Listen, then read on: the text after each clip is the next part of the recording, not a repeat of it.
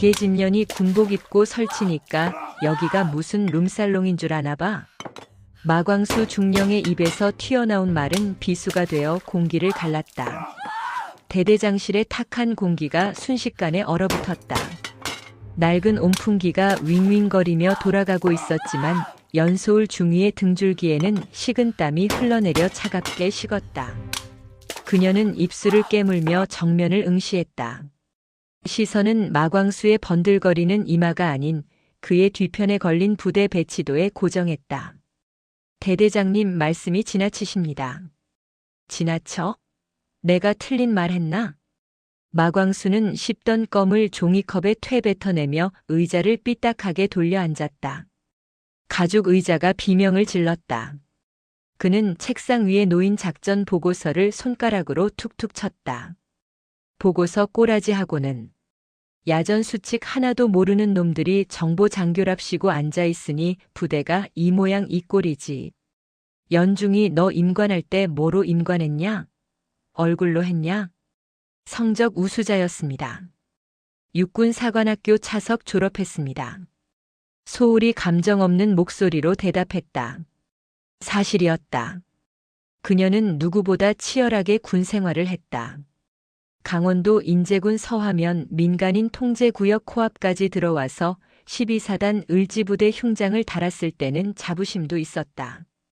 하지만 마광수가 부임한 지 딱 일주일 만에 모든 것이 지옥으로 변했다. 차석, 그게 여기서 무슨 소용이야. 총알이 피해서 가주나? 마광수가 자리에서 일어나 소울에게 다가왔다. 역한 담배 냄새와 믹스 커피 냄새가 섞인 악취가 훅 끼쳐왔다. 그는 소울의 어깨에 붙은 먼지를 털어내는 척하며 손을 스윽 얹었다가 쇄골 부근을 불쾌하게 쓸어내렸다. 소울이 반사적으로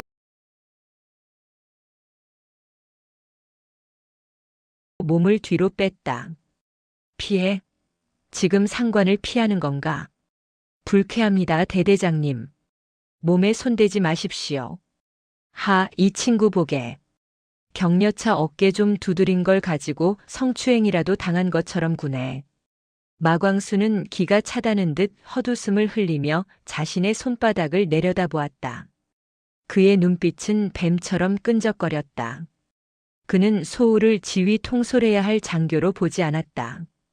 그저 전방부대의 삭막함을 달래줄 유흥거리 정도로 취급하고 있었다. 오늘 저녁에 사단 참모장님 오시는 거 알지? 인제 읍내에 있는 산채식당 예약해뒀으니까 늦지 않게 와. 저는 당직 근무가 예정되어 있습니다. 받고 강 상사한테 대타 서라고 해. 참모장님이 여군 장교가 술 따르는 거, 아니 분위기 맞추는 걸 좋아하시니까 센스 있게 좀 하자고. 응? 명백한 업무 외 지시였다. 게다가 술자리 참석 강요는 명백한 규정 위반이었다. 소울이 입을 열어 거절하려던 찰나 마광수의 목소리가 낮게 깔렸다. 연중이 이번 고과 잘 받아야 대위 달지 않겠어? 내가 인사평정 쥐고 있는 거 잊지 마. 오늘 안 나오면 내 군생활 꼬이는 건 내 탓이 아니다. 마광수는 대답도 듣지 않고 손을 휘저었다. 나가보라는 뜻이었다. 충성. 소울은 억지로 경례를 붙이고 대대장실을 빠져나왔다. 문이 닫히자마자 참았던 숨이 터져나왔다. 복도는 냉동 창고처럼 추웠다. 인제의 겨울 바람은 살을 애는 듯 했지만 방금 겪은 모멸감보다는 덜했다. 복도 끝 정수기 앞에서 커피를 타던 강도윤 상사가 소울의 굳은 표정을 보고 다가왔다. 20년 군 생활의 경험은 눈치 하나만큼은 기가 막혔다. 정보과장님, 또 그 양반입니까? 얼굴이 반쪽이 되셨습니다. 상사님, 저 오늘 당직 좀 바꿔주실 수 있습니까? 강 상사는 올 것이 왔다는 표정으로 혀를 찼다. 오늘 회식 나오라 합니까? 아이고, 그 인간 진짜 미친 거 아닙니까? 참모장 온다고 기생 노릇 시키려는 것도 아니고. 소울은 대답 대신 입술을 꽉 깨물었다. 피가 맺힐 정도로 세게 깨물었지만 아픔은 느껴지지 않았다. 강 상사는 주위를 두리번거리더니 목소리를 낮췄다. 과장님 가지 마십시오. 소문이 안 좋습니다. 마 중령 그 사람 전 부대에서도 여군 하사관한테 몹쓸 짓 하려다가 덮고 여기로 온 겁니다. 오늘 가면 진짜 무슨 사단 날지 모릅니다. 알고 있습니다. 하지만 소울은 주머니 속에서 주먹을 쥐었다. 손톱이 손바닥을 파고들었다.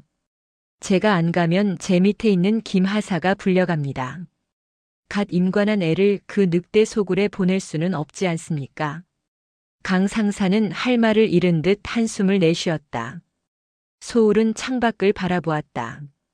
멀리 설악산 줄기가 병풍처럼 둘러싼 인제의 풍경은 감옥과도 같았다. 눈발이 희끗희끗 날리기 시작했다. 하늘이 잿빛으로 물들고 있었다. 마치 오늘 밤 벌어질 일을 예고하듯 음산한 기운이 부대를 감쌌다. 준비하겠습니다.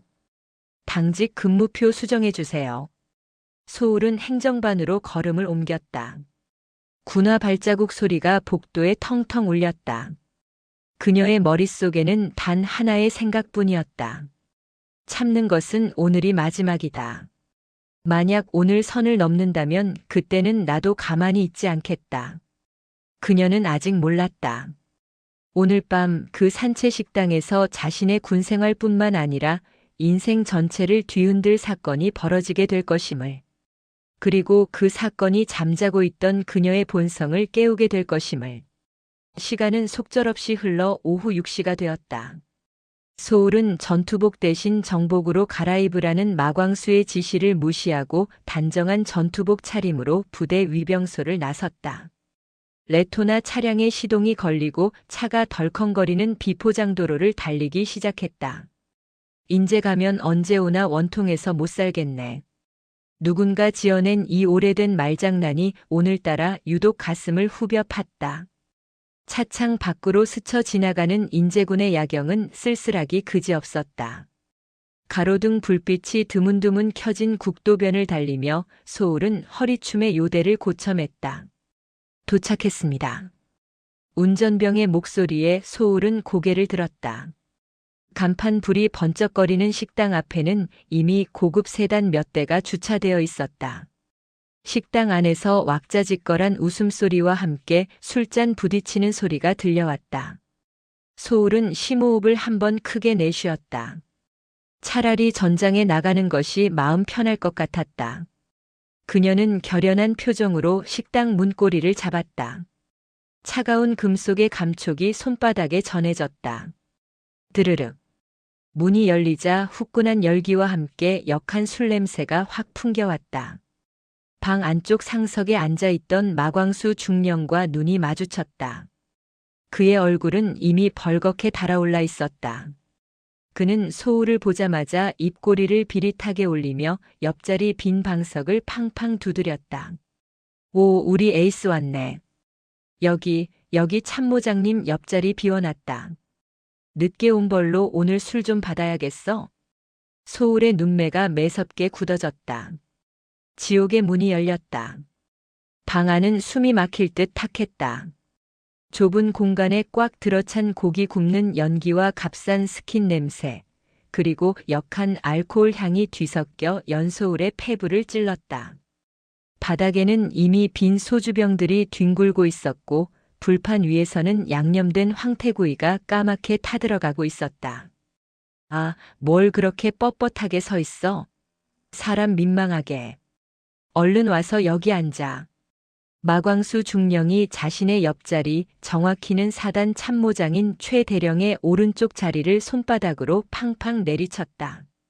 최 대령은 이미 거나하게 취한 듯 붉게 달아오른 얼굴로 개슴츠레한 눈을 뜨고 소울을 위아래로 훑어보았다. 그 시선이 마치 정육점에 걸린 고기를 품평하는 것 같아 소울은 주먹을 꽉 쥐었다. 안녕하십니까. 12사단 수색대대 정보과장 중위 연소울입니다. 소울은 최대한 건조하고 딱딱하게 관등 성명을 댔다. 하지만 돌아오는 반응은 비웃음뿐이었다. 어이구, 목소리 우렁찬 거 보게. 역시 전방이라 기운이 다르네. 마 중령, 자네 부대에는 이렇게 기센 여군만 있나? 최 대령이 킬킬거리며 마광수의 어깨를 툭 쳤다. 마광수는 딸랑거리는 개처럼 고개를 조아리며 아부 섞인 웃음을 터뜨렸다. 아이고 참모장님도 참. 기가 새긴요. 겉만 저렇지 속은 아주 여린 친구입니다. 야 연중이. 참모장님 잔 비어있는 거 안 보이냐? 센스 없이 멀뚱히 서 있지 말고 얼른 따라들여. 마광수가 턱짓으로 소주병을 가리켰다. 소울은 움직이지 않았다. 군인의 본분은 나라를 지키는 것이지 상관의 술 시중을 드는 것이 아니었다.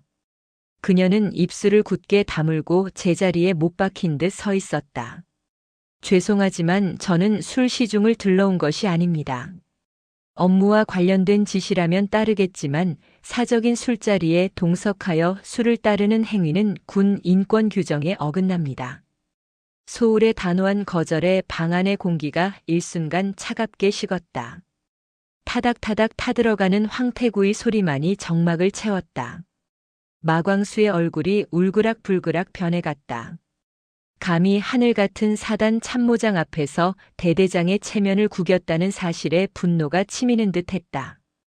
이게 진짜 돌았나? 야, 연소울. 너 지금 분위기 파악 안 돼? 규정? 인권? 여기가 무슨 사관학교 교실인 줄 알아? 사회생활 그따위로 할 거야? 마광수가 소리를 빽 질렀지만 최 대령은 손을 들어 그를 제지했다. 그리고는 흥미롭다는 듯 소울을 바라보며 빈잔을 내밀었다. 허허, 그 친구 대단하구만. 그래, 술 따르는 게 싫다 이거지. 그럼 받는 건 괜찮겠지? 자, 내가 주는 잔이야. 사단 참모장이 주는 술인데 설마 이것도 규정 운운하면서 거절하진 않겠지? 최 대령의 말은 제안이 아니라 협박이었다. 거절하면 상관 모독으로 몰고 갈 기세였다. 소울은 어쩔 수 없이 자리에 앉았다. 하지만 무릎을 꿇고 앉는 대신 정자세로 앉아 그를 응시했다. 최 대령이 소주병을 들어 소울의 잔에 콸콸 쏟아부었다. 넘칠 듯 찰랑거리는 투명한 액체가 소울의 속을 뒤집어 놓는 것 같았다. 자, 원샷. 남기면 내 성에 무시하는 걸로 알겠네. 소울은 잔을 들었다.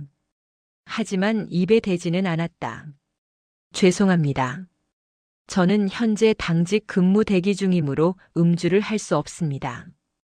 야, 이 미친. 마광수가 참다 못해 테이블을 쾅 내리쳤다. 숟가락과 젓가락이 요란한 소리를 내며 튀어올랐다. 너 지금 나 엿먹이려고 작정했어? 강 상사한테 대타시키라고 내가 말했잖아. 근무가 대수야? 참모장님이 주시는데 감히 토를 달아? 마광수는 씩씩거리며 자리에서 일어나 소울의 멱살을 잡으려는 듯 손을 뻗었다가 최 대령의 눈치를 보며 슬그머니 손을 내렸다. 대신 그는 자신의 뚱뚱한 손을 소울의 허벅지 위로 턱 올렸다. 연중이 오빠가. 아니 대대장이 좋게 말할 때 들어라. 응? 너 진급 안 할 거야? 너 하나 때문에 우리 대대 전체가 욕먹어야겠어? 융통성 있게 좀 굴자. 여자들은 이래서 안 된다니까. 뻣뻣해가지고는. 그의 손이 허벅지를 타고 슬금슬금 위로 올라왔다. 소름 끼치는 감촉에 소울의 온몸에 털이 곤두섰다. 단순한 터치가 아니었다. 명백한 추행이었다. 더 이상 참을 수 없었다. 소울은 거칠게 마광수의 손을 쳐냈다. 짝 소리가 날 정도로 강한 거부였다. 만지지 마십시오. 성희롱입니다. 소울이 자리를 박차고 일어났다. 그녀의 눈에서는 서슬 퍼런 도끼가 뿜어져 나왔다. 마광수는 자신의 손등을 문지르며 멍하니 소울을 올려다보았다. 부하, 그것도 여군 장교에게 손을 거절당하고 성희롱범 취급을 당했다는 사실을 받아들이기 힘든 표정이었다. 그때 옆에서 지켜보던 최 대령이 픽 웃음을 터뜨렸다. 마 중령, 자네 부하 관리 참 잘하는구만. 대대장이 부하 직원한테 성추행범 소리나 듣고 말이야. 이거 어디 가서 12사단 간부라고 말도 못하겠어. 쪽팔려서 원. 그 한마디가 마광수의 이성을 끊어놓았다. 그의 눈이 뒤집혔다. 수치심과 분노가 뒤섞인 얼굴은 악귀처럼 일그러졌다. 에이, 이 건방진 년이. 마광수는 테이블 위에 놓여있던 술이 가득 찬 유리잔을 집어들었다. 그리고 망설임 없이 소울의 얼굴을 향해 집어던졌다. 쨍그랑. 날카로운 파열음과 함께 유리 조각이 사방으로 튀었다. 소울이 본능적으로 고개를 돌려 피했지만 술잔은 그녀의 어깨에 맞고 산산조각이 났다. 젖은 소주가 그녀의 전투복과 머리카락을 타고 뚝뚝 흘러내렸다. 뺨에는 튄 유리 파편에 스쳤는지 붉은 실선 같은 생채기가 나며 피가 맺혔다. 악! 소울이 짧은 비명을 삼키며 어깨를 감싸 쥐었다. 독한 알코올 냄새가 진동했다. 식당 안의 정적이 무겁게 내려앉았다. 밖에서 서빙을 하려던 종업원이 문을 열려다 소리를 듣고 멈칫하는 기척이 느껴졌다. 마광수는 씩씩거리며 숨을 몰아쉬었다. 그의 눈에는 이미 이성은 남아있지 않았다. 내가 뭐라도 되는 줄 아나 본데 너는 그냥 군복 입혀놓은 계집애야. 내가 오라면 오고 벌리라면 벌리는 신용이라도 해야 할 거 아니야. 어디서 눈을 똑바로 뜨고 대들어. 입에 담지 못할 폭언이 쏟아졌다. 소울의 몸이 부들부들 떨렸다. 공포 때문이 아니었다. 당장이라도 허리춤에 권총을 뽑아 저 더러운 입을 쏘아버리고 싶은 사례 때문이었다. 하지만 그녀는 군인이었다. 하극상은 군법상 가장 무거운 죄였다. 저들이 바라는 건 그녀가 이성을 잃고 날뛰어 스스로 자멸하는 것이었다. 소울은 흐르는 피를 닦지도 않은 채 깨진 유리 조각들이 널린 바닥 위에 꼿꼿이 섰다. 차가운 소주가 속옷까지 적셨지만 그녀의 눈빛만은 불타오르고 있었다. 방금 하신 행동과 발언 전부 기억해 두겠습니다. 소울의 목소리는 낮았지만 그 안에 담긴 분노는 식당 안의 공기를 베어낼 듯 날카로웠다. 최 대령은 그제야 사태가 심각해짐을 느꼈는지 헛기침하며 슬그머니 시선을 피했다. 마광수는 여전히 분이 풀리지 않은 듯 씩씩거리며 넥타이를 거칠게 풀어 헤쳤다. 기억해? 그래, 기억해라. 아주 뼈저리게 기억하게 해줄 테니까. 너 오늘부로 내 눈에 띄면 죽을 줄 알아. 정보장교? 웃기지 마. 내일부터 넌 그냥 투명 인간이야. 아니, 짐승 취급해주지.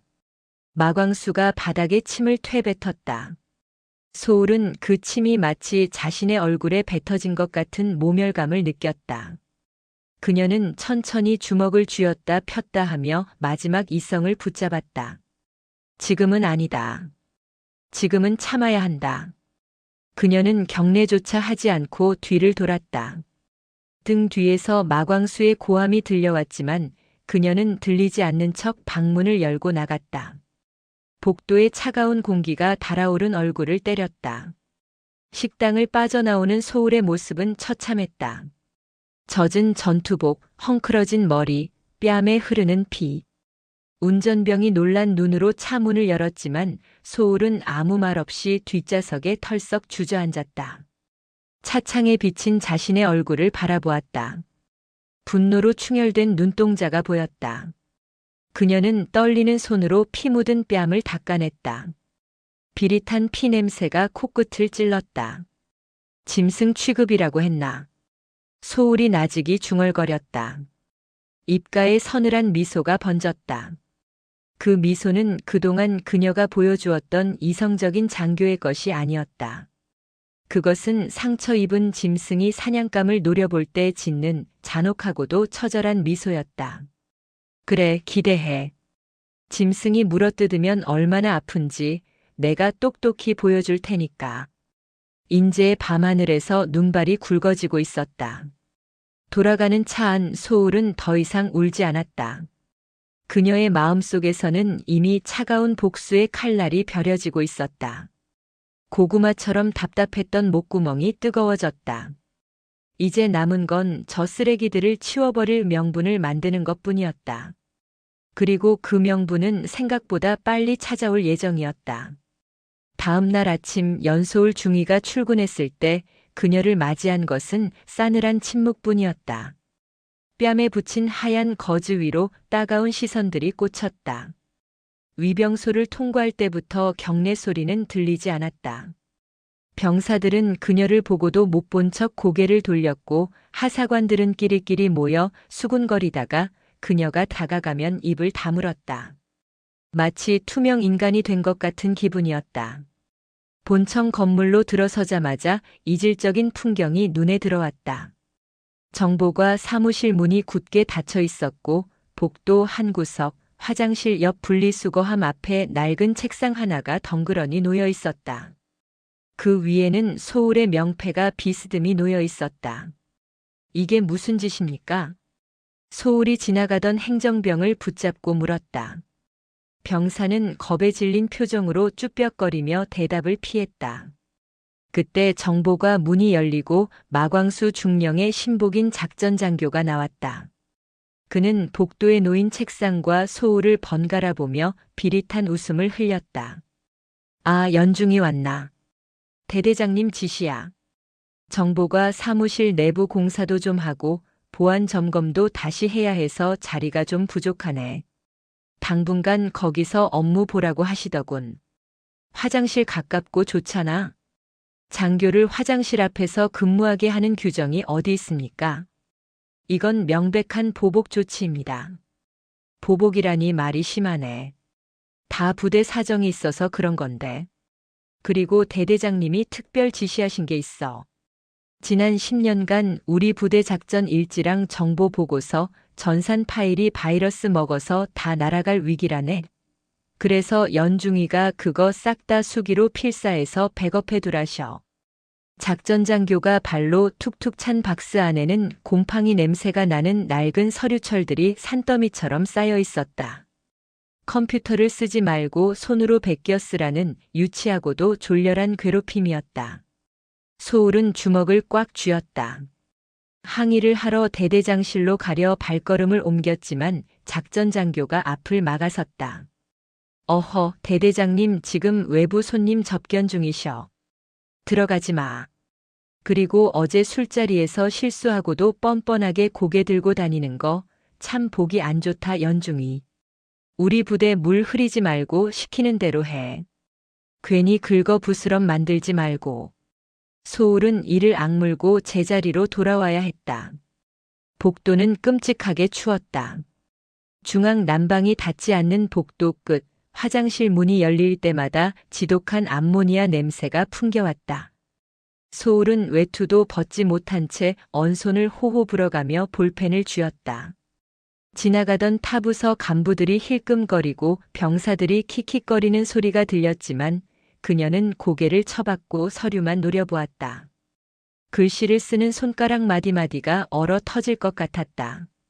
점심시간이 되었다. 아무도 그녀에게 밥을 먹으러 가자고 하지 않았다. 식당에 내려가 식판을 들고 줄을 서자 배식을 하던 취사병이 난처한 얼굴로 국을 아주 조금만 담아주었다. 뒤에서 누군가 큰 소리로 떠들었다. 상관한테 술잔 던지고 난동 피웠다며? 와, 진짜 독하다 독해.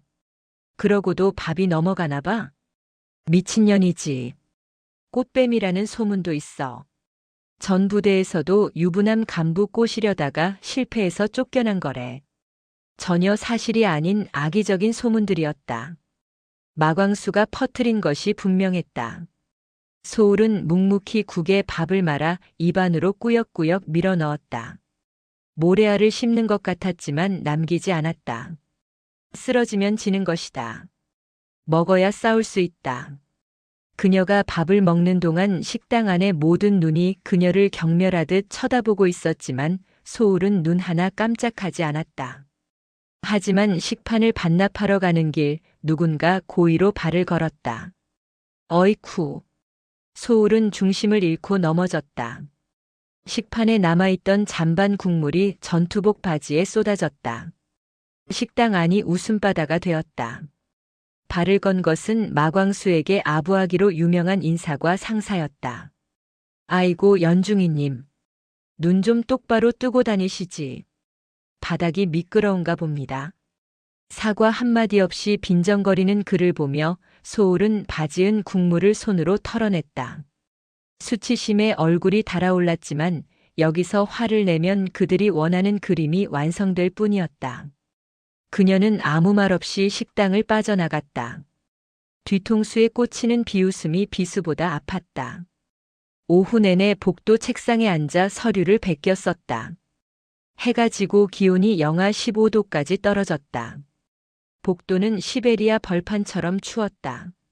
손가락 감각이 없어져 글씨가 삐뚤어지기 시작했다. 그때 마광수 중령이 뒷짐을 지고 복도로 어슬렁어슬렁 걸어 나왔다. 그는 소울의 책상 앞에 멈춰 서서 그녀가 하루 종일 쓴 서류 뭉치를 집어들었다. 쯧쯧. 글씨 꼬라지 봐라.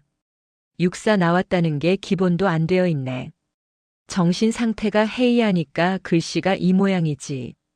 마광수는 그 자리에서 소울이 피땀 흘려 작성한 서류 100여 장을 북북 찢어버렸다.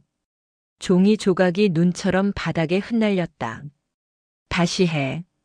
내일 아침 점호 전까지 완료해서 내 책상 위에 올려놔. 토시 하나라도 틀리면 다시 시킬 줄 알아. 대대장님, 이건 부당한 처사입니다. 감정적으로. 감정? 내가 너 같은 거한테 무슨 감정을 느껴? 이건 훈련이야. 정신 수양 훈련. 억울하면 군복 벗고 나가든가. 아, 참. 너 이번에 장기 복무 심사 있지? 내가 의견서에 뭐라고 쓸지 아주 기대되지 않나? 마광수는 킬킬거리며 소울의 머리를 툭 치고는 사라졌다. 소울은 바닥에 흩어진 종이 조각을 멍하니 바라보았다. 눈물이 나오지 않았다. 대신 가슴속 깊은 곳에서 검붉은 용암이 끓어오르는 것 같았다. 그녀는 바닥에 무릎을 꿇고 종이 조각을 줍기 시작했다. 살려달라고 빌지도 죄송하다고 하지도 않을 것이다. 끝까지 버텨서 내 놈이 파멸하는 꼴을 보고야 말겠다. 괴롭힘은 날이 갈수록 교묘하고 악랄해졌다. 마광수는 소울에게 군사기밀 유출 혐의를 뒤집어 씌우기 위한 설계를 시작했다. 어느 날 오후 대대장실에서 호출이 왔다. 소울이 들어가자 마광수와 작전장교 그리고 헌병대 수사관들이 앉아 있었다. 분위기가 심상치 않았다. 연소울 중위. 자네 지난주 당직 때 보안 USB 반출했나? 헌병대 수사관이 다짜고짜 물었다. 아닙니다. 보안 USB는 항상 이중 금고에 보관하고 반출 시에는 대장의 기록을 남깁니다. 기록 대장에는 자네 서명이 있던데. 그리고 그 시간대 폐쇄회로 화면이 삭제되어 있어. 이게 뭘 의미하는지 알겠나? 수사관이 들이민 기록 대장에는 소울의 필체를 흉내낸 서명이 버젓이 적혀 있었다. 명백한 조작이었다. 소울은 기가 막혀 말이 나오지 않았다. 이건 제 필체가 아닙니다. 조작된 겁니다. 감식해보면 당장 알 수 있습니다. 조작? 감히 헌병대 수사관 앞에서 거짓말을 해? 야, 증인 데려와. 마광수의 지시에 문이 열리고 누군가 들어왔다. 소울의 눈이 커졌다. 들어온 사람은 정보과 막내인 김하사였다. 갓 임관하여 소울이 친동생처럼 아끼고 챙겨주었던 부하 직원이었다. 김하사는 고개를 푹 숙인 채 소울과 눈을 마주치지 못하고 덜덜 떨고 있었다. 김하사, 내가 본 대로 말해. 그날 밤 연중이가 뭐 했지? 마광수가 으름장을 놓았다. 김하사는 울먹이는 목소리로 입을 열었다. 그날 밤 과장님께서 보안 USB를 가방에 넣어서 나가는 걸 봤습니다. 소울의 심장이 덜컥 내려앉았다. 믿었던 도끼에 발등이 찍힌다는 게 이런 기분일까? 배신감보다 김하사가 저런 거짓말을 해야만 했을 상황에 대한 안타까움과 분노가 먼저 치밀었다. 마광수가 저 어린 하사관을 어떻게 협박했을지 안 봐도 뻔했다. 김하사 사실대로 말해. 너한테 그런 짓 시킨 사람 누구야? 괜찮아 말해도 돼. 소울이 김하사에게 다가가려 하자 작전 장교가 그녀의 팔을 거칠게 낚아챘다. 어딜? 증인 회유하려고. 역시 독하네 독해. 빠져나갈 구멍 찾으려고 애쓰는 거 봐라. 똑바로 말해. 김하사, 내 군 생활을 걸고 거짓말하는 거야? 소울이 소리쳤지만 김하사는 죄송합니다. 죄송합니다만 반복하며 눈물을 흘렸다. 마광수는 회심의 미소를 지으며 의자에 등을 기댔다. 들었지? 목격자도 있고 증거도 있어. 연중이, 너 보안 위반이 얼마나 큰 죄인지 알지? 군사법원에 넘겨지면 넌 끝이야. 옷 벗는 걸로 안 끝나. 감옥 가야지. 마광수는 자리에서 일어나 소울의 귓가에 입을 대고 속삭였다. 지금이라도 내 앞에 무릎 꿇고 싹싹 빌면 단순 실수로 처리해서 징계만 먹고 끝내줄 수도 있어. 오늘 밤 내 관사로 와라. 와서 술 한 잔 따르면서 진심으로 사죄하면 내가 또 마음이 약해서 봐줄지도 모르지. 소울은 치밀어 오르는 구토감을 참으며 마광수를 노려보았다. 이 인간은 악마였다. 자신의 권력을 이용해 부하를 장난감처럼 가지고 놀고 한 사람의 인생을 벼랑 끝으로 몰아넣는 것을 즐기고 있었다. 저는 결백합니다. 정식으로 수사 요청하겠습니다. 그리고 대대장님의 성희롱과 직권 남용, 무고, 교사에 대해서도 상급 부대에 정식으로 제소하겠습니다. 제소? 해봐. 누가 내 말을 믿어줄 것 같아? 넌 이미 부대 내에서 미친년 관심장교야. 내가 떠들수록 너만 더 비참해질걸? 마광수의 말대로였다. 헌병대 수사관들조차 이미 마광수와 한통속인 듯 소울의 항변을 귓등으로도 듣지 않았다. 소울은 억울함에 피가 거꾸로 솟는 것 같았지만 이곳에는 내 편이 단 한 명도 없었다. 심지어 아끼던 부하마저 등을 돌리게 만든 저들의 권력이 끔찍했다. 그날 밤 소울은 관사에 가지 않았다. 대신 정보과 사무실로 몰래 숨어 들어가 자신의 결백을 증명할 증거를 찾으려 했다. 하지만 이미 컴퓨터 하드디스크는 포맷되어 있었고 자신의 책상은 깨끗하게 비워져 있었다. 철저한 증거 인멸이었다. 어둠 속에서 소울은 책상을 부여잡고 숨을 몰아쉬었다. 고립무원. 사방이 벽으로 둘러싸인 독방에 갇힌 기분이었다. 일주일 뒤 징계위원회가 열렸다. 회의실 공기는 무겁고 탁했다. 위원장석에는 지난번 회식 자리에서 소울에게 술을 강요했던 최 대령이 앉아 있었다. 이미 결론은 정해진 재판이나 다름없었다. 피혐의자 연소울 중위, 상관 모욕 지시 불이행, 보안 규정 위반, 품위 유지 의무 위반. 혐의가 아주 화려하구만. 최 대령이 서류를 팔락거리며 비꼬았다. 위원들은 모두 마광수와 줄이 닿아 있는 사람들이거나 최 대령의 눈치를 보는 사람들이었다. 변론 기회를 주십시오. 보안 위반은 조작된 것이며 김하사의 증언은 강요에 의한 것입니다. 또한 상관 모욕건은 마광수 중령의 성희롱과 부당한 술 접대 강요가 원인이었습니다. 소울은 최대한 차분하게 논리적으로 사실관계를 설명하려 애썼다. 준비해온 진술서와 사건 당일의 정황 증거들을 제시했다. 하지만 위원들은 하품을 하거나 딴청을 피웠다. 성희롱. 증거 있나? 마 중령 말로는 격려 차원에서 어깨 좀 두드린 걸 가지고 자네가 과민 반응해서 난동을 피웠다던데?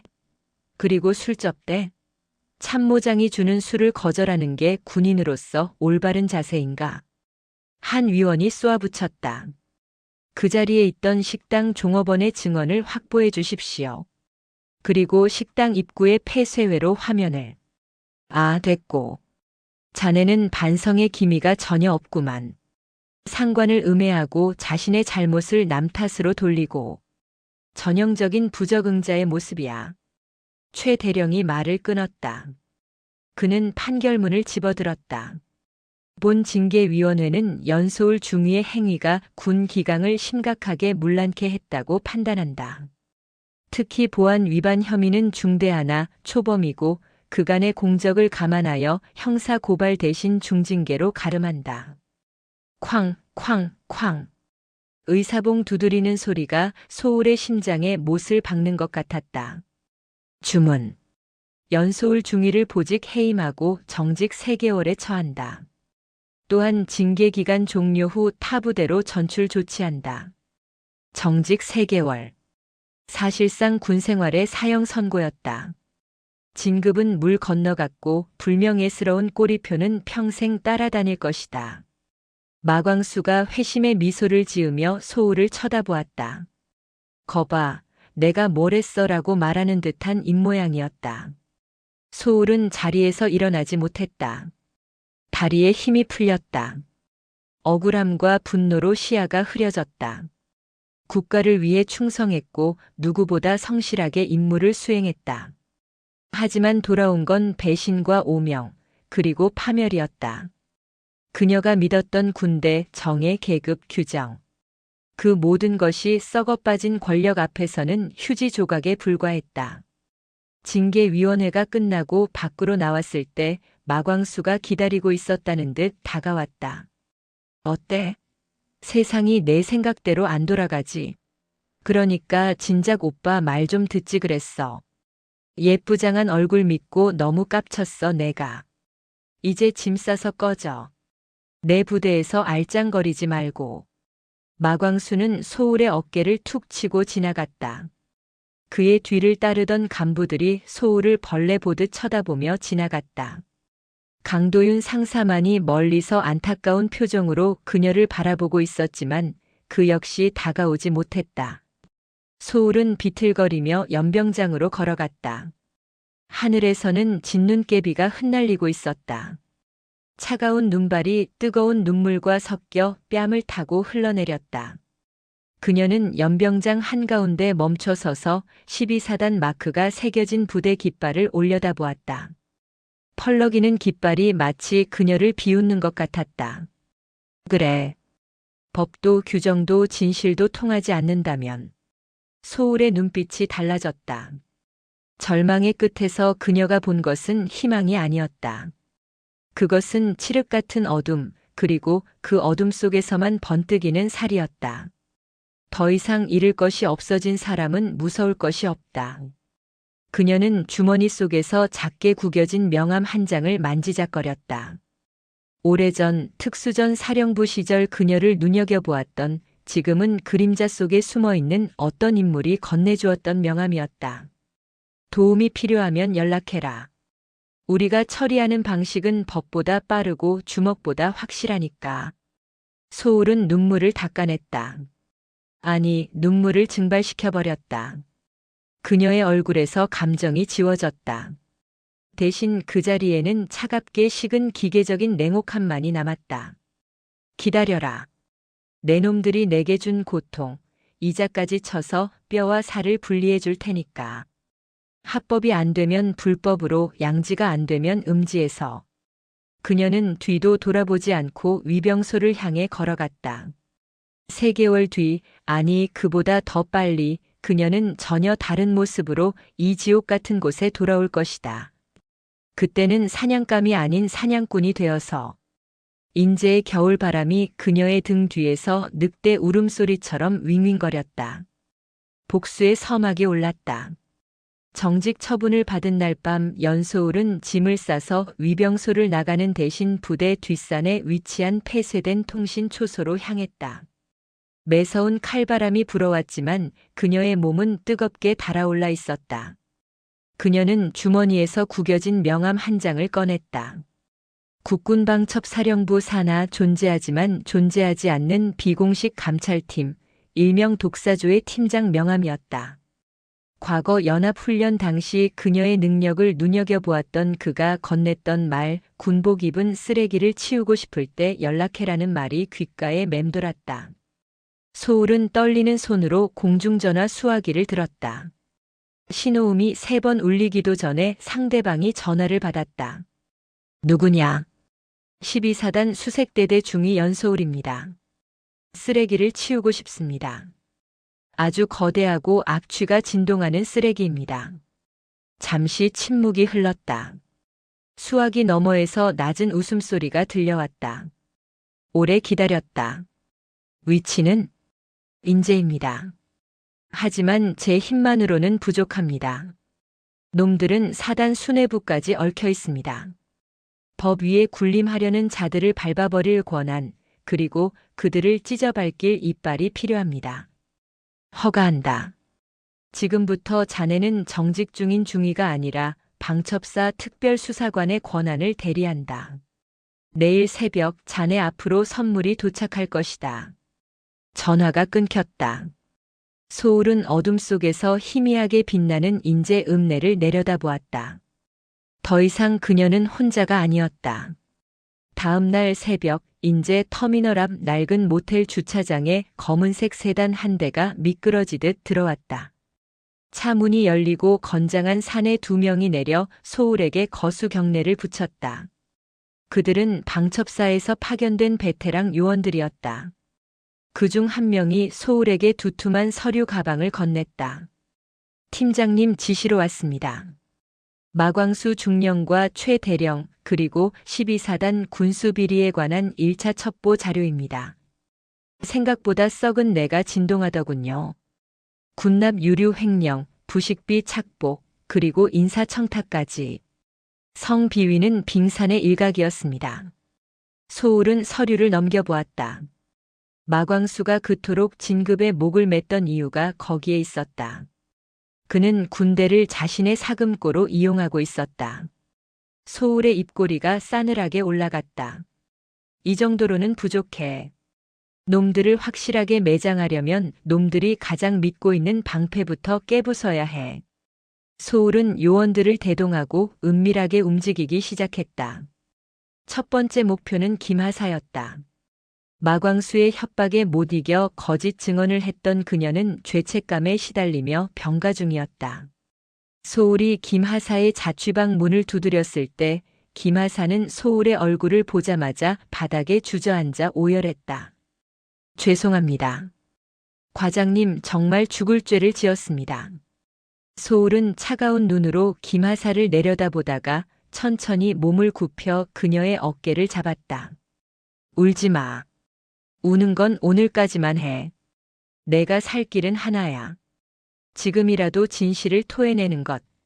마광수가 너한테 무슨 짓을 했고 어떻게 협박했는지 토시 하나 빼지 않고 진술해. 내 뒤에는 국방부 장관도 건드리지 못하는 칼이 있어. 너 하나쯤은 지켜줄 수 있다는 뜻이야. 김하사는 떨리는 손으로 소울의 옷자락을 잡았다. 그리고 마광수와의 대화 내용이 담긴 녹음기를 꺼내놓았다. 결정적인 증거였다. 이거면 됩니까? 충분해. 이제 시작이야. 소울은 김하사의 집을 나와 다음 장소로 이동했다. 이번에는 부대 앞 식당이었다. 회식날 깨진 술잔을 치웠던 종업원, 그리고 그날의 상황을 목격했던 옆방 손님들까지. 소울과 요원들은 집요하게 파고들었다. 마광수가 덮으려 했던 모든 흔적을 낱낱이 파헤쳤다. 삭제된 줄 알았던 식당 입구의 영상 기록 장치도 방첩사 요원들의 기술력 앞에서는 무용지물이었다. 복구된 영상에는 마광수가 소울의 멱살을 잡으려 하고 삿대질하며 폭언을 퍼붓는 장면이 고스란히 담겨 있었다. 일주일이라는 시간은 쏜살같이 지나갔다. 소울은 밤을 새워가며 증거들을 엮어 거대한 올가미를 완성했다. 그것은 단순한 징계 건의서가 아니었다. 놈들의 목을 단숨에 조여버릴 사형 집행 문서였다. 마침내 D-Day D-Day가 밝았다. 12사단에서는 분기 결산 보고 회의가 열릴 예정이었다. 마광수 중령은 물론 사단 참모장 최 대령과 사단장까지 참석하는 대규모 회의였다. 소울은 정복을 다려입었다. 정직 처분으로 인해 계급장은 떼어야 했지만 그녀는 대신 방첩사 특별수사관을 상징하는 검은색 완장을 왼쪽 팔에 찼다. 거울 속에 비친 그녀의 눈빛은 더 이상 상처 입은 짐승의 것이 아니었다. 그것은 먹잇감의 숨통을 끊기 직전의 맹수 그 자체였다. 가자. 사냥할 시간이다. 소울이 밖으로 나오자 검은색 세단 3대가 대열을 맞춰 대기하고 있었다.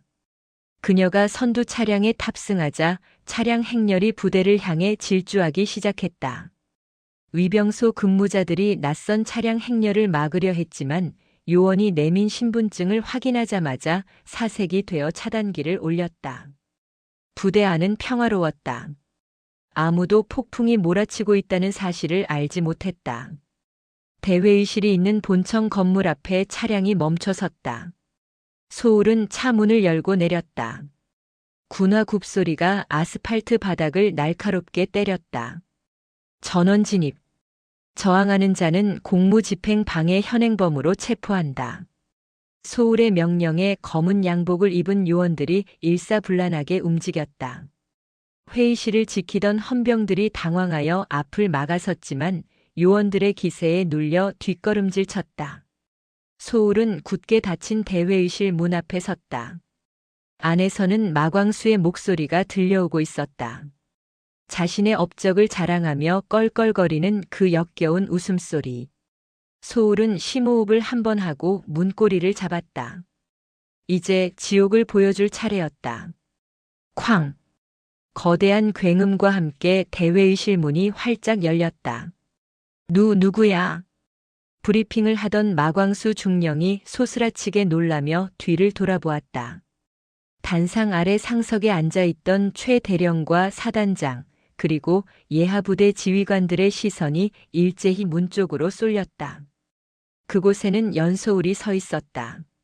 정직당에 쫓겨난 줄 알았던 그녀가 서슬 퍼런 눈빛으로 그들을 내려다보고 있었다.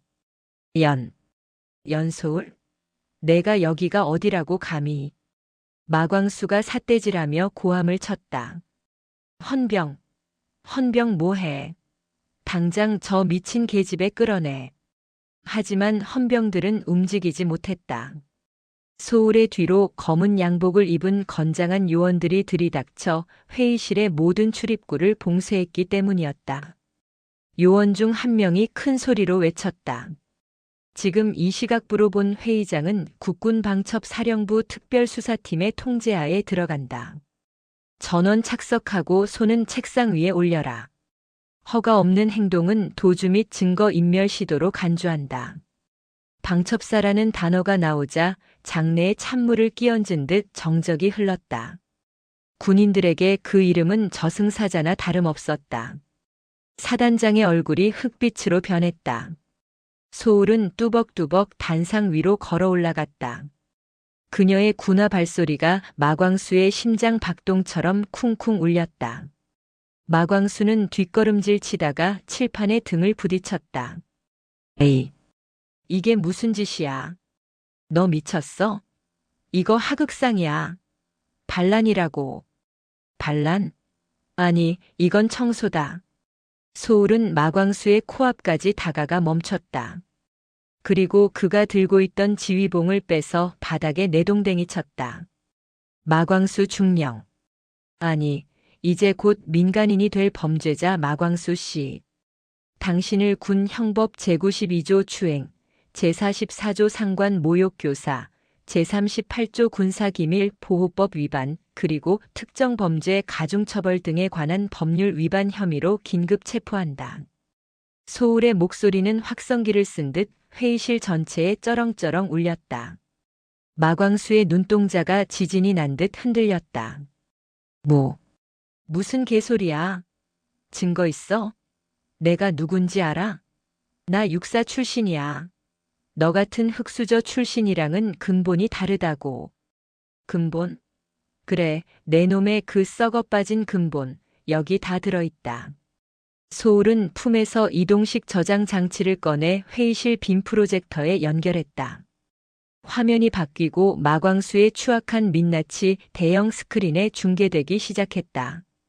화면 1회씩짜리 계집애가 어디서 눈을 똑바로 뜨고 대들어.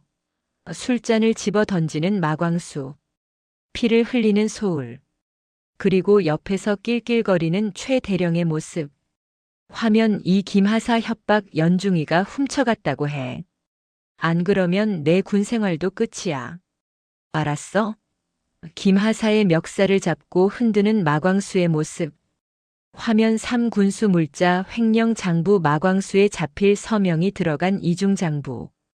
빼돌린 기름과 부식비가 흘러들어간 차명 계좌 내역. 영상이 재생되는 동안 회의실 안은 비명조차 나오지 않는 충격에 휩싸였다. 특히 최 대령은 자신의 얼굴이 화면에 나오자마자 의자에서 미끄러지듯 주저앉았다.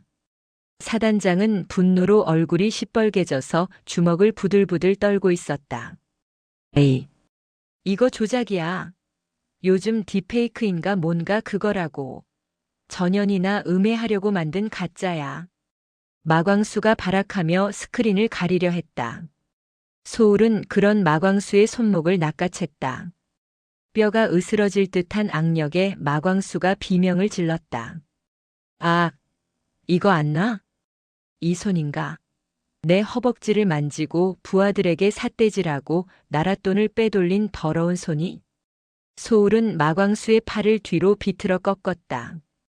우두둑 소리와 함께 마광수의 어깨가 기괴하게 뒤틀렸다. 끄악! 마광수가 바닥에 무릎을 꿇었다. 소울은 그를 발로 걷어차는 대신 그의 귓가에 차갑게 속삭였다. 기억나나? 짐승 취급해주겠다고 했지? 지금 내 꼴을 봐. 누가 짐승인지. 소울은 잡고 있던 마광수의 머리채를 잡고 강제로 고개를 들게 했다. 마광수는 고통과 수치심에 눈물 콧물을 흘리고 있었다. 살려줘. 연중이, 아니 연수사관님. 내가 실수했어. 한 번만 봐줘. 내 처자식이 있어. 실수? 처자식? 김하사는 부모님이 없어서 내 협박을 견뎠을 것 같나? 내 부모님은 딸이 이런 취급받는 걸 알면 피눈물을 흘리지 않으셨을까? 소울은 마광수를 바닥에 패대기 쳤다. 그리고 옆에 있던 요원에게 손짓했다. 끌고 가. 헌병대가 아니라 방첩사 신문실로 직행한다. 가는 동안 입 뻥끗하면 턱뼈를 으깨버려도 좋다. 요원들이 개를 끌고 가듯 마광수의 양팔을 잡고 질질 끌고 나갔다. 마광수의 처절한 비명소리가 복도 끝까지 멀어졌다. 소울은 숨을 고르고 이번에는 구석에 웅크리고 있는 최 대령에게로 시선을 돌렸다. 최 대령은 사시나무 떨듯 떨며 사단장의 바짓가랑이를 잡고 있었다. 사단장님. 저는 모르는 일입니다. 저 마광수 놈이 혼자 다 벌인 짓입니다. 저는 그저 최 대령. 소울이 그의 이름을 불렀다. 최 대령이 흠칫하며 고개를 들었다. 당신은 성범죄 방조 및 직무유기, 그리고 징계권 남용 혐의입니다. 당신이 그날 그 자리에서 웃지만 않았어도, 아니 말리기만 했어도 여기까지 오진 않았을 겁니다. 당신의 죄는 방관한 죄가 아니라 악을 즐긴 죄입니다. 내가 참모장이야. 내가 감히 나를 체포해. 계급장, 떼어드릴까요? 아니면 직접 뜯어드릴까요? 소울이 다가가자 최 대령은 비명을 지르며 뒷걸음질 치다 의자에 걸려 넘어졌다. 꼴 사납게 엉덩방아를 찧은 그의 바지춤이 축축하게 젖어들고 있었다. 공포에 질려 실금한 것이었다. 좌중에서 경멸 섞인 탄식이 터져나왔다. 체포해. 소울의 짧은 명령에 요원들이 최 대령을 일으켜 세워 수갑을 채웠다. 철컥. 차가운 금소금이 회의실의 공기를 갈랐다. 상황이 정리되자 소울은 단상 중앙에 섰다. 그리고 사단장을 향해 정중하지만 뼈가 있는 경례를 붙였다. 신고합니다. 국군방첩사령부 특별검열팀 대리 연소울 12사단 내 부패 척결 임무 1단계 완료했습니다. 이제 2단계 4단 사령부 내 비호 세력 색출을 시작할 예정입니다. 협조해 주시리라 믿습니다. 사단장은 마른 침을 삼켰다. 소울의 눈빛은 마광수와 최대령으로 만족하지 않는다는 것을 말해주고 있었다. 그녀는 이 부대의 썩은 뿌리를 통째로 뽑아낼 생각이었다. 회의실을 나서는 소울의 등 뒤로 12사단 간부들의 거친 숨소리만이 남았다. 복도에는 구경 나온 병사들이 가득했다. 그들은 끌려가는 마광수와 최대령을 보며 그리고 그 뒤를 따르는 연소울을 보며 경외심 어린 눈빛을 보냈다. 누군가 작게 속삭였다. 와, 사이다다. 진짜 사이다가 나타났다. 소울은 멈추지 않았다. 이것은 끝이 아니라 시작이었다. 그녀는 주머니 속에서 진동하는 휴대폰을 꺼냈다. 또 다른 제보가 들어와 있었다. 그녀는 차갑게 웃으며 메시지를 확인했다. 수고했다, 짐승 사냥꾼. 다음 사냥감은 군 교도소장이다. 그녀의 복수는 이제 겨우 1막을 넘겼을 뿐이었다. 인제의 겨울바람이 더 이상 춥게 느껴지지 않았다. 그녀의 가슴 속 불길이 그 어떤 추위보다 뜨거웠기 때문이었다. 국군 교도소의 담벼락은 높고 차가웠다. 경기도 이천에 위치한 이곳은 군복 입은 죄인들이 모이는 종착역이자 세상과 단절된 유배지였다. 하지만 그 유배지 안에서도 계급은 존재했고 돈과 권력은 여전히 위력을 발휘하고 있었다. 미결수 신분으로 수감된 마광수 중령은 독방이 아닌 병동 특실에 누워 있었다. 꾀병으로 진단서를 끊어 편안한 병상 생활을 즐기고 있는 것이었다. 아, 교도관 양반. 텔레비전 채널 좀 돌려봐. 뉴스 말고 예능 나오는 거 없나? 그리고 사식으로 들어온 치킨은 언제 오는 거야? 마광수가 다리를 꼬고 누워 콧노래를 흥얼거렸다. 교도관은 곤란한 표정을 지으면서도 마광수의 눈치를 살폈다. 마광수는 비록 구속되었지만 그의 뒷배를 봐주는 군 수뇌부 라인이 아직 건재하다고 믿고 있었다. 면회를 온 아내는 그에게 걱정 말라며 사단장과 줄이 닿아 있는 대형 로펌 변호사를 선임했다고 전해주었다. 잠시만 고생하면 돼. 나가면 옷은 벗겠지만 군납 비리로 챙겨둔 돈이 얼만데. 나가서 사업이나 하지 뭐. 마광수는 킬킬거리며 병실 천장을 바라보았다. 그때 병실 문이 거칠게 열렸다. 쾅! 아이씨, 깜짝이야. 노크도 안 하고 들어와? 너 관등 성명이 뭐야? 마광수가 벌떡 일어나 소리쳤다. 하지만 들어온 사람은 교도관이 아니었다. 검은색 정장을 입은 연소울, 그리고 그녀의 뒤를 따르는 낯선 사내들이었다. 소울의 손에는 두툼한 서류 봉투가 들려 있었다. 편안해 보이십니다. 여기가 호텔인 줄 아시나 봅니다, 마광수 씨. 너, 내가 여길 어떻게 들어와? 여기 외부인 출입 금지야. 교도관. 마광수가 고함을 질렀지만 복도를 지키던 교도관들은 이미 소울이 데려온 요원들에 의해 제압된 상태였다. 소울은 천천히 침대 머리맡으로 다가와 마광수가 보던 텔레비전 전원 코드를 뽑아버렸다. 툭 하는 소리와 함께 화면이 꺼졌다. 당신을 구해줄 동아줄이 아직 남아있다고 생각하나? 착각하지 마. 내가 여기까지 왔다는 건 그 동아줄마저 다 태워버렸다는 뜻이니까. 소울은 서류 봉투를 마광수의 침대 위에 쏟아부었다. 그 안에서 쏟아져 나온 것은 사진들이었다. 마광수가 믿고 있던 사단장이 검찰단에 소환되는 사진, 그리고 그가 선임했다던 변호사가 사임계를 제출하고 나가는 사진이었다. 에이, 이게 뭐야? 당신이 뇌물을 상납했던 사단장은 꼬리 자르기를 시도하다가 내 팀에게 덜미가 잡혔어. 당신이 군납 비리로 챙긴 돈을 사단장 아내 명의의 미술관 그림 구매비로 세탁한 증거 우리가 다 확보했거든. 사단장은 지금 자기 살 길 찾느라 바빠서 당신 같은 건 안중에도 없어. 마광수의 손이 부들부들 떨리기 시작했다.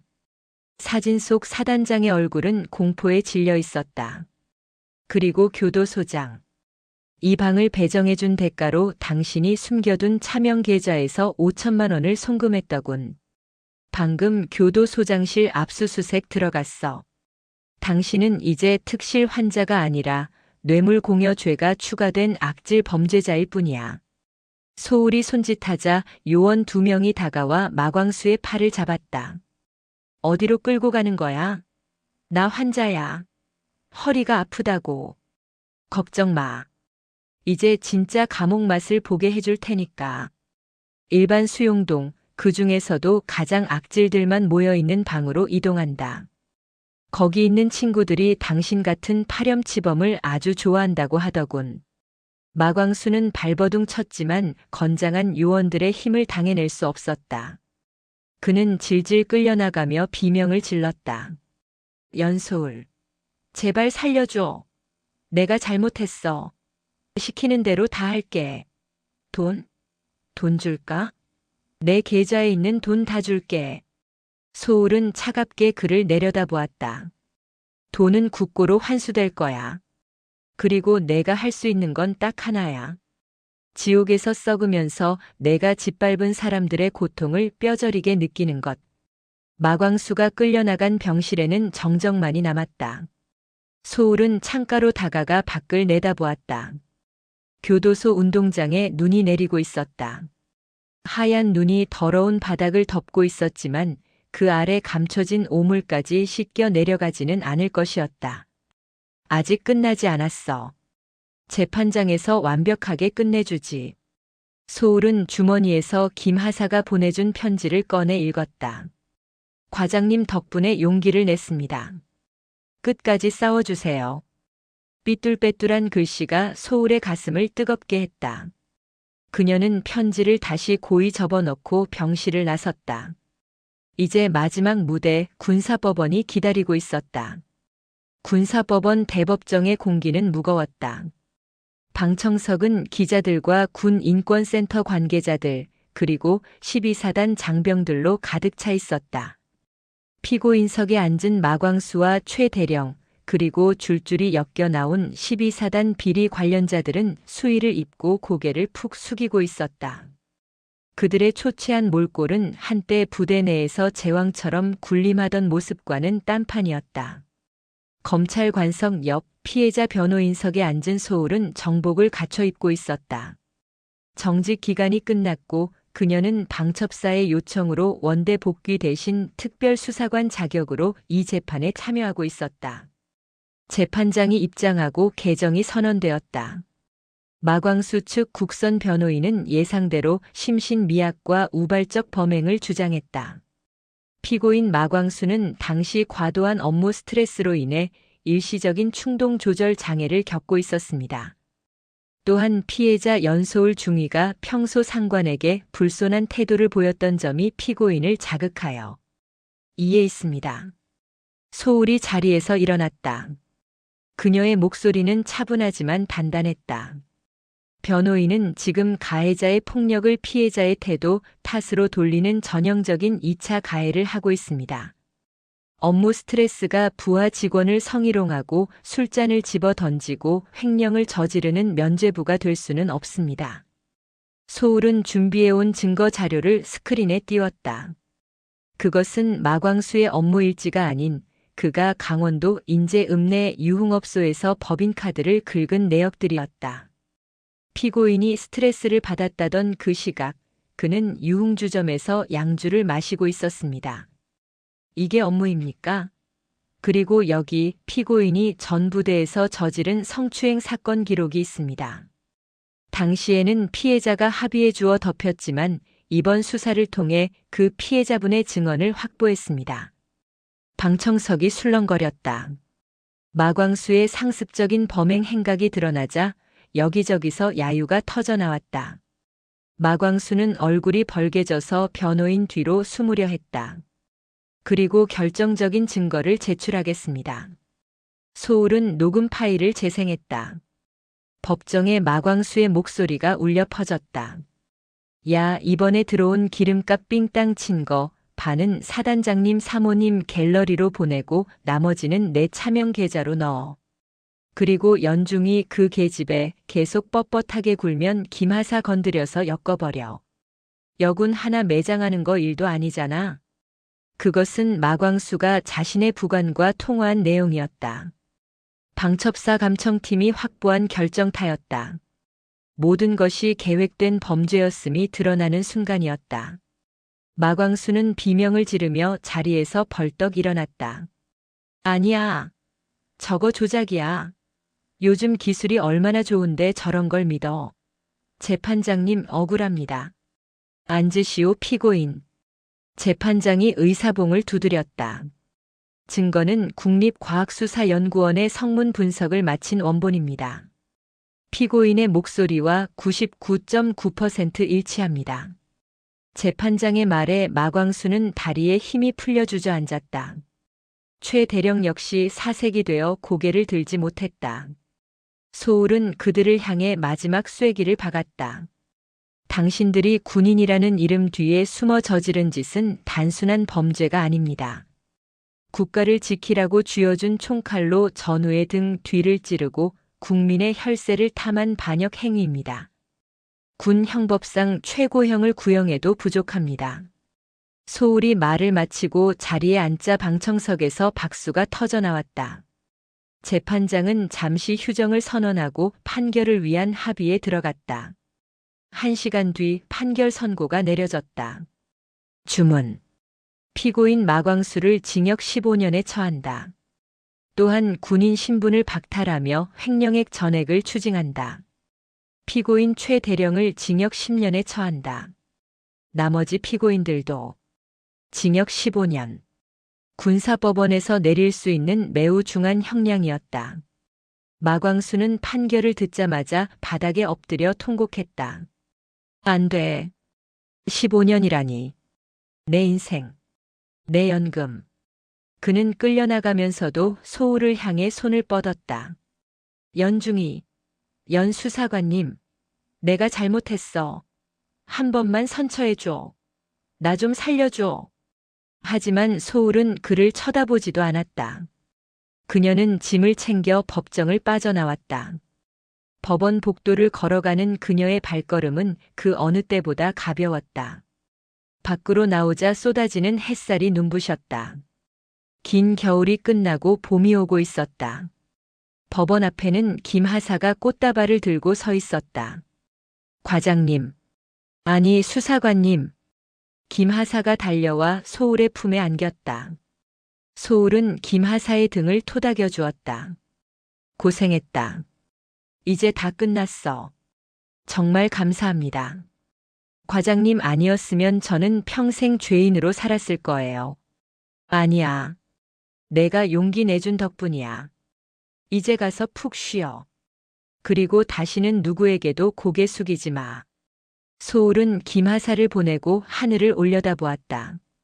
파란 하늘에 비행기 한 대가 하얀 궤적을 그리며 날아가고 있었다.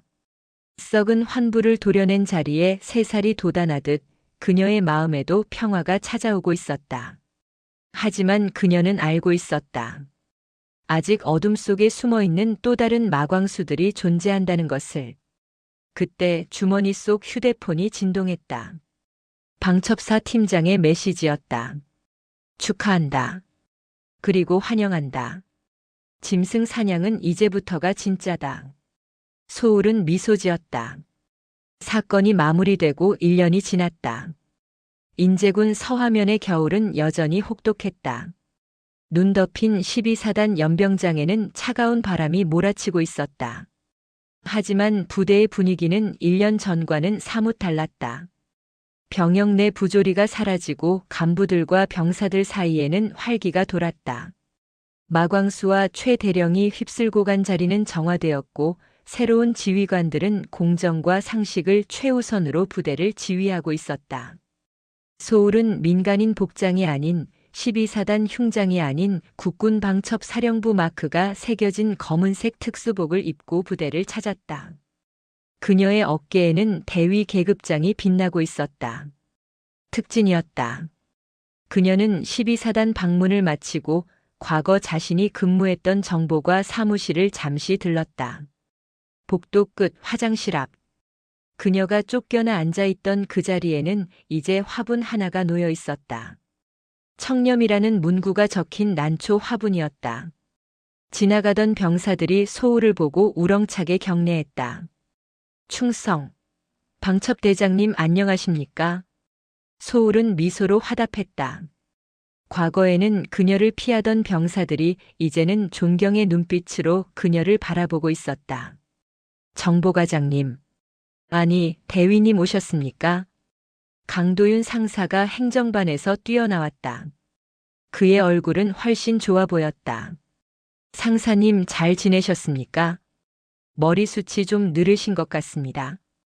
허허, 그 인간들 없어지니까 스트레스가 없어서 그런가 봅니다. 대위님 소식은 뉴스에서 잘 보고 있습니다. 이번에 방산 비리 잡으신 것도 대단하더군요. 소울은 방첩사로 정식 전속된 이후 독사조 팀의 에이스로 활약하며 군 내부의 굵직한 비리 사건들을 연이어 터뜨렸다. 그녀의 이름은 부패한 군인들에게 공포의 대상이 되었다. 운이 좋았습니다. 12사단은 어떻습니까? 아주 좋습니다. 김하사도 중사 진급했고 새로운 대대장님도 합리적인 분이십니다. 다 대위님이 길을 터주신 덕분입니다. 소울은 강 상사와 짧은 담소를 나누고 부대 뒷산으로 향했다. 과거 억울함에 눈물을 삼키며 올랐던 그 통신 초소였다. 눈 덮인 산길을 오르며 그녀는 지난 시간을 회상했다. 치욕스러웠던 술자리, 동료들의 배신, 차가운 복도에서의 고립. 그 모든 고통이 그녀를 강하게 만들었다. 그녀는 더 이상 피해자가 아니었다. 그녀는 심판자였다. 초소 정상에 서자 인제군의 전경이 한눈에 들어왔다. 하얗게 눈 덮인 산맥들이 굽이치고 있었다. 소울은 폐 깊숙이 차가운 공기를 들이마셨다. 시원하다. 그때 등 뒤에서 인기척이 느껴졌다. 여기 있었군. 뒤를 돌아보니 검은 롱패딩을 입은 중년 남성이 서 있었다. 독사조 팀장이었다. 팀장님, 여긴 웬일이십니까? 새로운 임무다. 이번엔 좀 커. 육군 본부 인사사령부 쪽에서 냄새가 나. 뇌물 받고 진급 심사 조작한 정황이 포착됐다. 인사사령부라. 거긴 별들의 전쟁터 아닙니까? 무섭나? 팀장의 질문에 소울은 피식 웃었다. 설마요. 별이든 달이든 썩은 건 도려내야죠. 그게 제일 아닙니까? 좋아. 바로 출발한다. 헬기 대기시켜놨다. 소울은 마지막으로 인제의 풍경을 눈에 담았다. 이곳은 그녀에게 지옥이었지만 동시에 그녀를 다시 태어나게 한 요람이었다. 그녀는 마음속으로 과거의 연소울에게 작별을 고했다. 잘 있어. 아팠던 기억들도 흘렸던 눈물들도. 이제 나는 더 높은 곳으로 간다. 더 이상 그 누구도 억울하게 눈물 흘리지 않도록. 소울은 팀장과 함께 산을 내려갔다. 연병장에는 헬기의 프로펠러 소리가 우렁차게 울리고 있었다. 두두두두. 거센 바람이 눈보라를 일으켰다. 소울은 헬기에 올라타며 헤드셋을 착용했다. 준비됐나 독사1호? 조종석에서 무전이 들려왔다. 소울은 단호한 목소리로 대답했다. 독사1호 준비 완료. 목표 지점으로 이동한다. 헬기가 하늘로 솟구쳐 올랐다. 발 아래로 12사단이 장난감처럼 작아졌다. 소울은 창밖을 응시했다. 그녀의 눈동자는 겨울 하늘처럼 차갑지만 그 안에는 꺼지지 않는 정의의 불꽃이 타오르고 있었다. 세상 어딘가에는 여전히 권력을 이용해 약자를 짓밟는 마광수 같은 자들이 존재할 것이다. 하지만 상관없다. 그들이 있는 곳이라면 어디든 연소울이 나타날 테니까. 부패의 사슬을 끊고 짐승들을 사냥하기 위해. 그녀의 전쟁은 이제 시작이었다.